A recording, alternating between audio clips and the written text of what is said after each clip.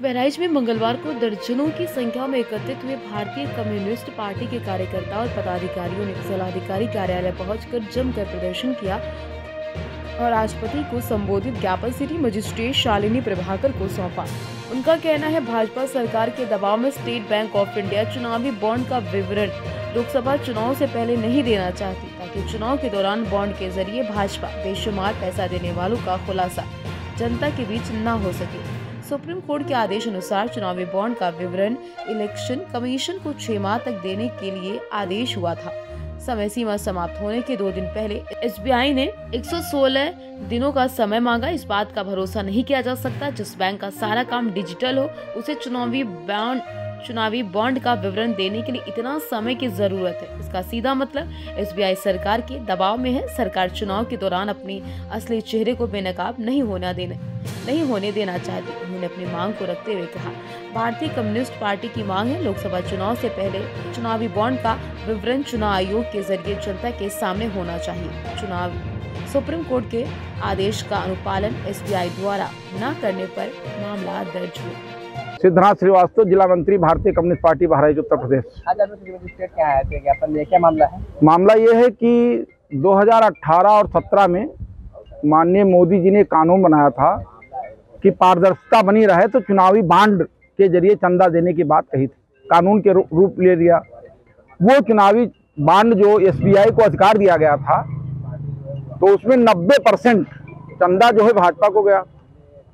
उसके लिए एक रिट पड़ी। उस रिट में माननीय सुप्रीम कोर्ट ने इसको असंवैधानिक चुनावी चंदे को करार दिया और उसके बाद SBI से कहा कि वो 6 मार्च तक पूरा विवरण दे। लेकिन 6 मार्च को जब SBI दाखिल हुई तो उसने 116 दिन का मौका मिला, मतलब 30 जून तक मांगा। सुप्रीम कोर्ट ने उसको खारिज कर दिया और सुप्रीम कोर्ट ने आज कहा है, आज 12 तारीख को 5 बजे तक वो पूरा विवरण चुनावी चंदे का दाखिल करें। लेकिन ये मोदी सरकार के दबाव में ये SBI टाल मटोल कर रही है। इसलिए इसको कम्युनिस्ट पार्टियों ने, वामपंथी लेफ्ट पार्टी ने गंभीरता से लिया है और पूरे देश के अंदर ये मांग कर रहे हैं हम लोग प्रेसिडेंट ऑफ इंडिया से कि इसमें सरकार का दबाव हटाया जाए, उस चुनावी चंदे को सार्वजनिक किया जाए और जिन जिन लोगों ने चंदा दिया है उसको मोदी सरकार ने कौन कौन सा लाभ दिया है उसका भी खुलासा होगा। और अगर ये हो गया तो भारतीय जनता पार्टी 400 छोड़ दीजिए, इनको 100 सीट लेने में दिक्कत हो जाएंगी, क्योंकि ये बहुत बड़ा घोटाला देश के सामने साबित होगा मोदी सरकार में। इसलिए हम लोग मांग पत्र देने आए हैं और हम लोग चाहते हैं कि सार्वजनिक बांड, इसका जो चुनावी बांड है, इलेक्टोरल बांड, उसका खुलासा किया जाए, नहीं तो और बहुत बड़ा बृहत आंदोलन होगा।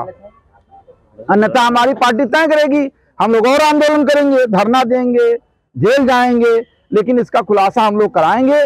मोदी सरकार किसान विरोधी है। दूसरी चीज, इन्होंने CA को लागू कर दिया। कल चुनाव जब रमजान का महीना शुरू हुआ उसके 1 दिन पहले इन्होंने लागू कर दिया कि इस समय कोई विरोध नहीं करेगा।